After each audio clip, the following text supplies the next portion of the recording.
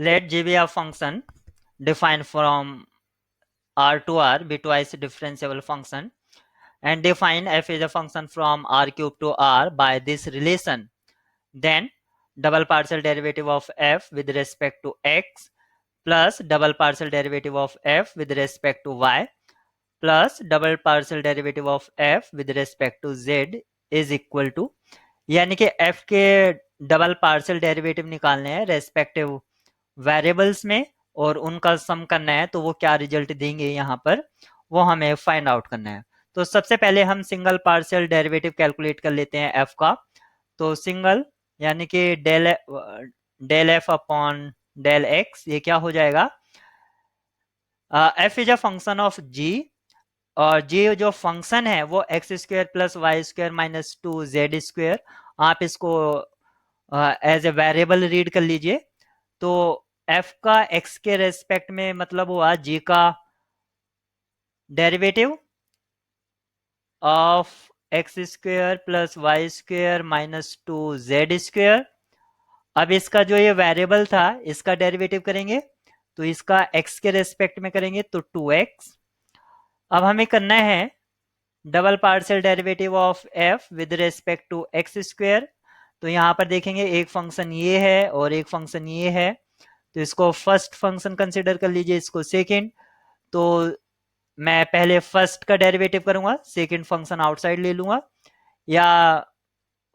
इसको मैं first consider कर लेता हूं तो ये आउटसाइड ले लेता हूं मैं जी डैश और इसका वेरिएबल, और इसका डेरिवेटिव करता हूं तो ये 2 आएगा, तो 2 को मैं आउटसाइड लिख लेता हूं, प्लस ये फंक्शन ऐसे ही, सेकंड फंक्शन ऐसे ही, और फर्स्ट का डेरिवेटिव तो 2x, और फर्स्ट का डेरिवेटिव क्या होगा जी, इस जी डैश फंक्शन का डेरिवेटिव, और इसका जो वेरिएबल है वो तो आप लिखेंगे ही, X square plus Y square minus two Z square, और फिर इस वेरिएबल का x के रेस्पेक्ट में करेंगे, यानी कि यहाँ से 2x और मिलेगा। तो फाइनली आपको ये जो मिल गया है वो मिल गया है 2g डैश, और g is a function of X square plus, यानी कि g dash is a function of X square plus Y square minus two Z square,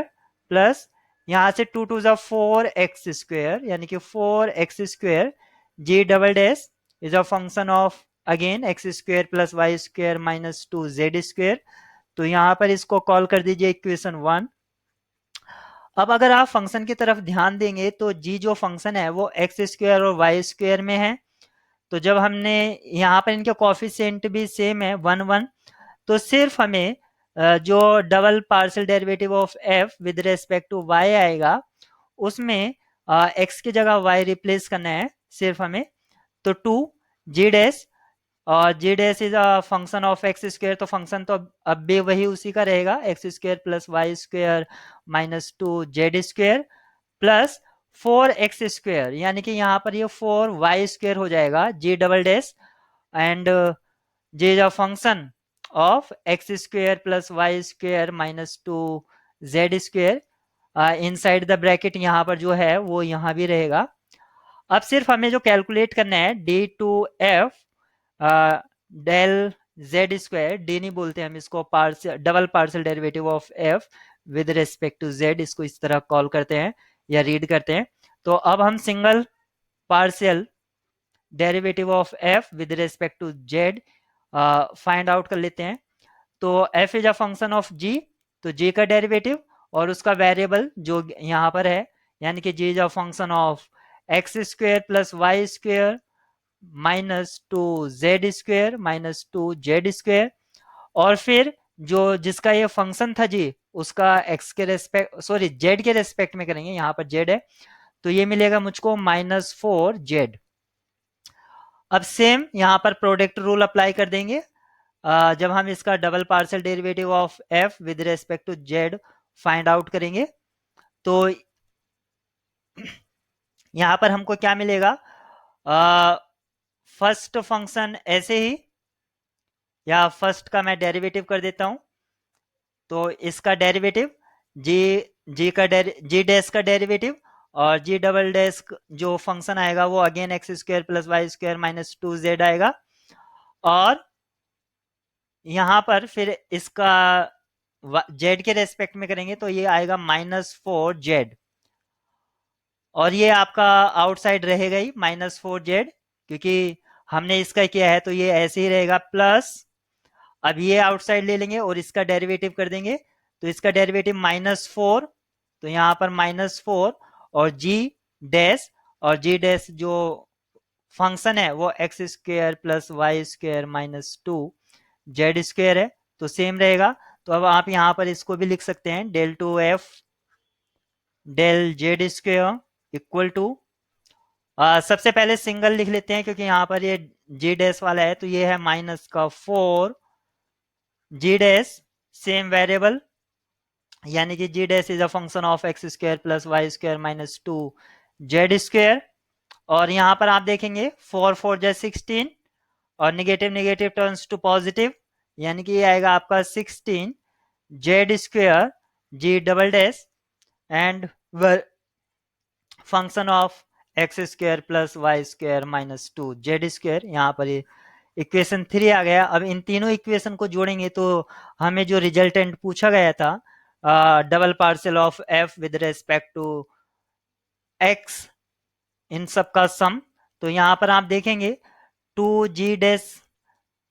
2g dash और -4g डैश, तो ये रिजल्ट आपस में कैंसिल आउट हो जाएंगे। अब आपको यहाँ से देख रहे हैं 4x² 4y² और 4z², यहाँ पर यानी कि 4 सभी में कॉमन है, तो मैं 4 कॉमन ले लूंगा यहाँ से। और आप इनके ऑप्शंस में 4 भी कॉमन है। साथ ही साथ यहाँ पर जब मैं 4 कॉमन लूंगा तो जी डबल डैश यहाँ भी है, यहाँ भी है, और यहाँ भी है, तो जी डबल डैश कॉमन लिया मैंने, और डबल डैश यानी कि G double dash is a function of x² + y² - 2 z²। ये एक तरह से उसका वेरिएबल मैंने लिख दिया। अब ये इतना हमारा कॉमन है, तो यहाँ से क्या बचेगा, x², यहाँ से रिमेनिंग रहेगा, यहाँ से y² वो आ जाएगा, और यहाँ से 4z, तो 4z² यहाँ पर रहेगा।